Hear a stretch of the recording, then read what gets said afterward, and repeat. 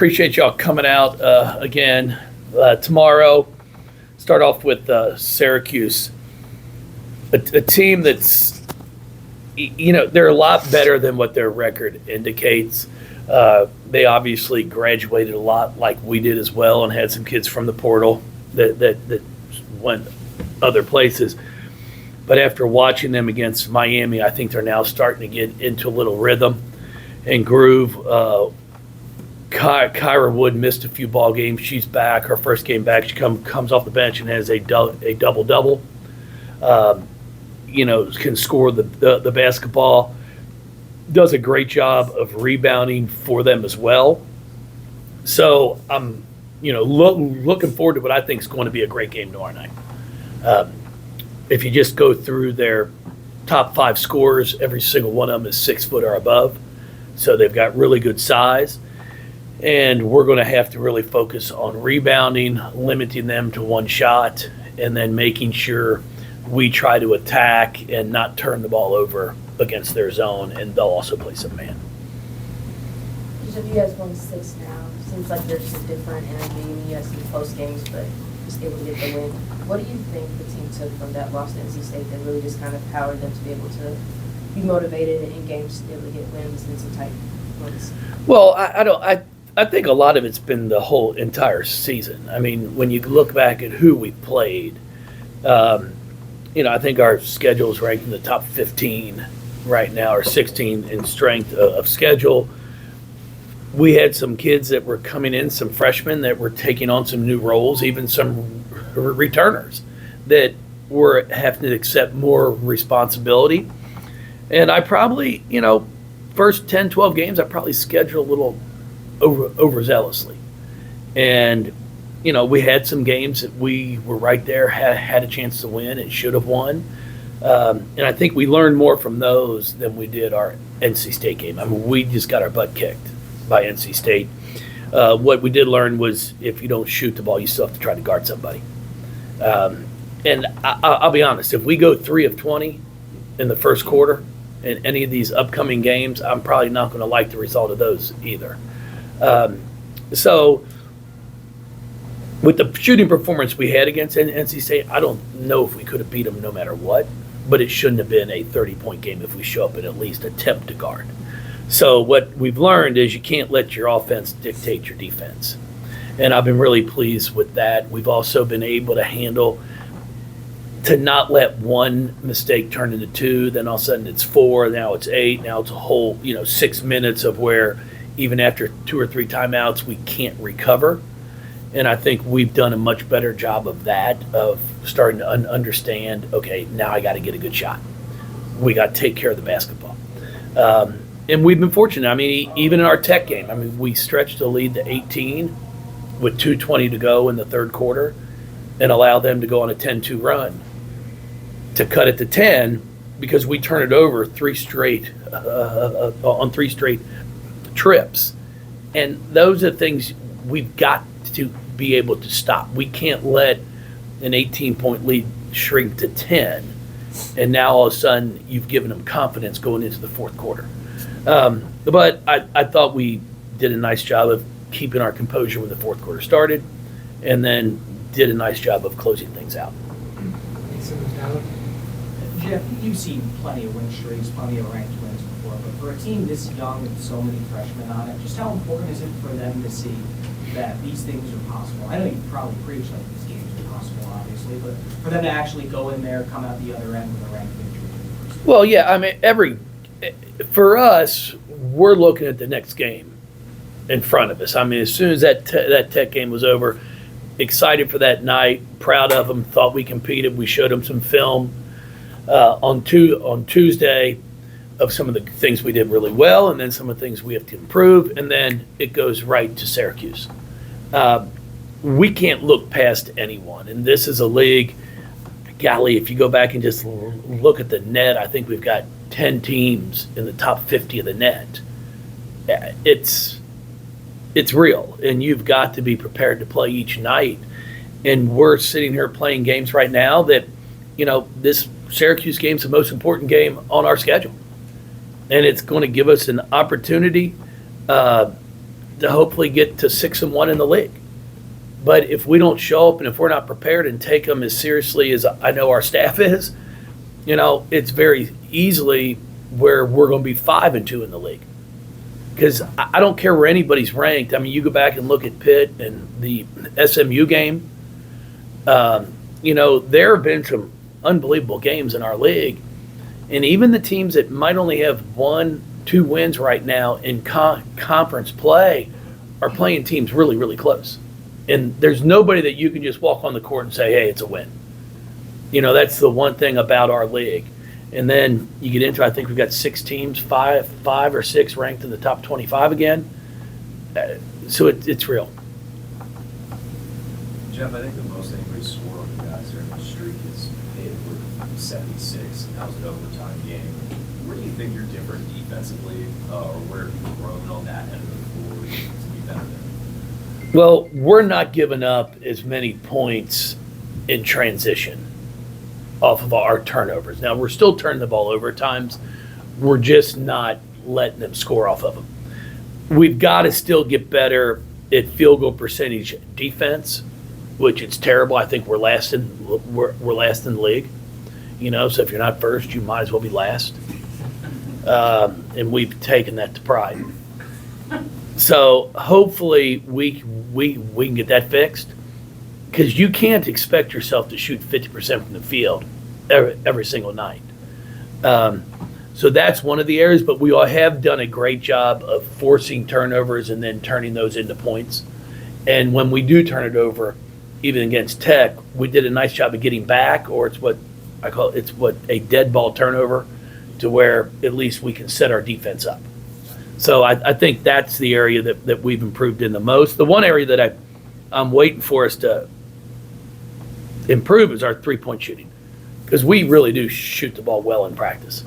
All of our shooting drills we've had, I've increased our scoring that we're trying to get as a goal because we shoot it well.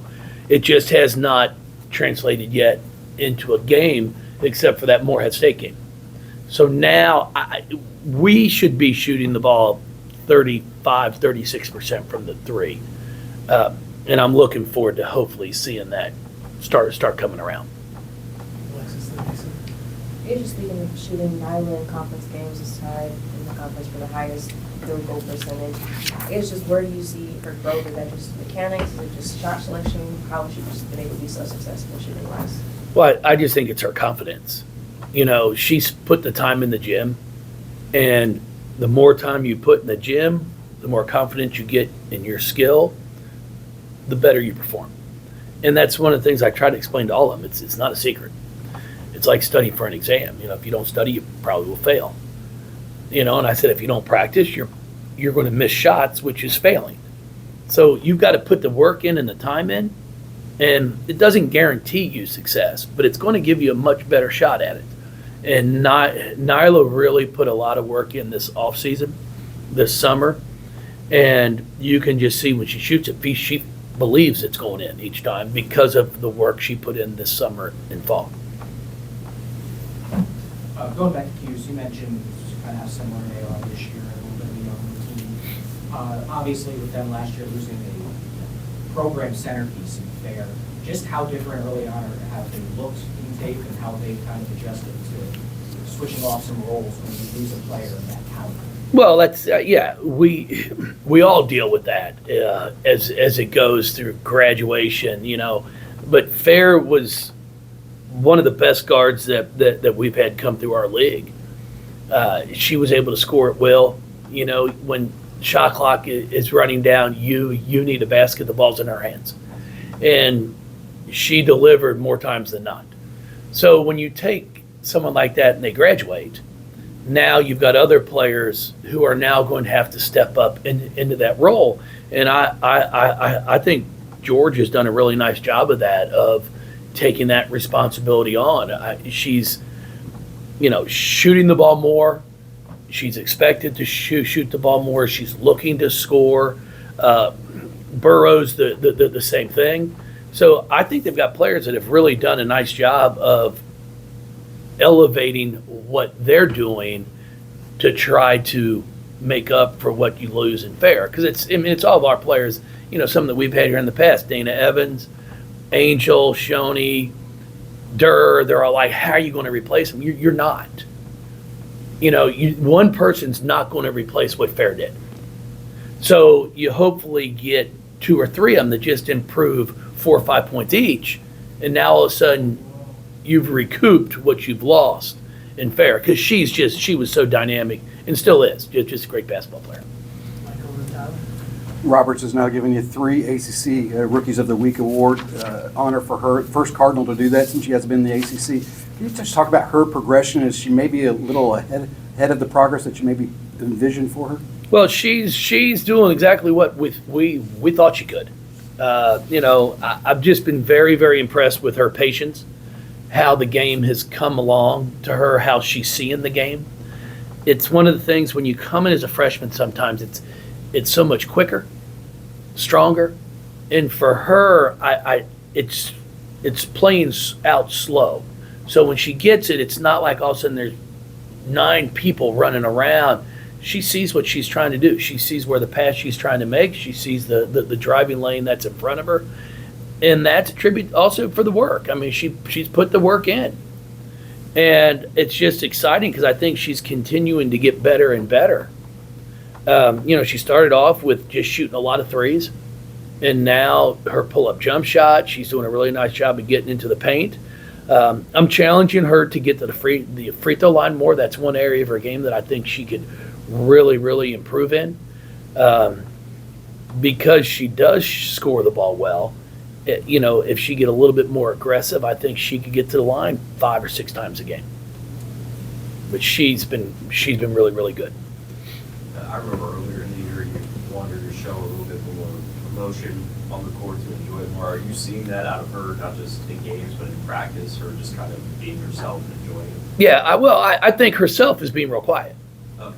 I'm trying to get her to bring more personality out, so people can see. It's like I tell her, I said, we have great crowds here, and you'll make a great play, and then you'll look like you missed it.